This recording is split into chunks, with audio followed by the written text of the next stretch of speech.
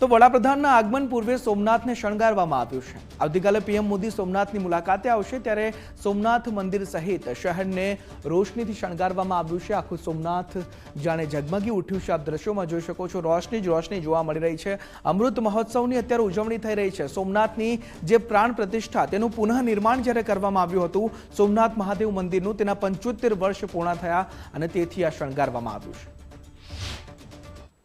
કરોડો સનાતનીઓ માટે આસ્થાનું કેન્દ્ર એટલે અરબી સમુદ્રના કિનારે, અરબી સમુદ્રના તટે આવેલું 12 જ્યોતિર્લિંગમાંનું પ્રથમ જ્યોતિર્લિંગ એટલે મહાદેવ સોમનાથનું જ્યોતિર્લિંગ।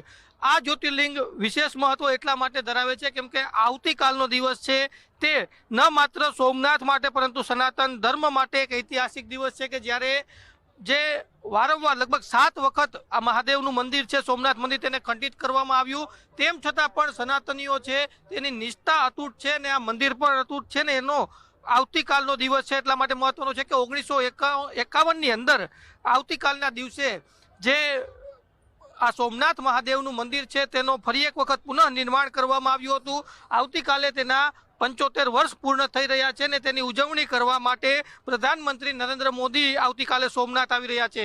તેઓ આવતીકાલે વિશેષ જે રોડ શો છે તેમનું આયોજન કરવામાં આવ્યું છે। રોડ શો બાદ તેઓ સોમનાથ મહાદેવ મંદિરના દર્શન કરશે, ત્યારબાદ પૂજા કરશે અને ત્યારબાદ જે કળશ થી અભિષેક કરવામાં આવશે આ પ્રકારનું આખું આયોજન કરવામાં આવ્યું છે અને ત્યારબાદ તેઓ વિશાળ જનસભાને સંબોધશે। પરંતુ આ જે સોમનાથ મંદિર છે તેનો જે રાતનો નજારો છે, જે રાતના દ્રશ્યો છે તે કદાચ તમે આવા અત્યાર સુધીમાં ક્યારેય નહીં જોયા હોય કેમ કે જે રીતના દ્રશ્યો સોમનાથ મહાદેવના છે એ સાક્ષાત બતાવે છે કે સનાતનીઓની આસ્થા છે તેને કોઈ ઝુકાવી શકતું નથી, તેને કોઈ હટાવી શકતું નથી અને એનું મોટામાં મોટું ઉદાહરણ એટલે 12 જ્યોતિર્લિંગમાંનું પ્રથમ જ્યોતિર્લિંગ મહાદેવનું સોમનાથનું જ્યોતિર્લિંગ।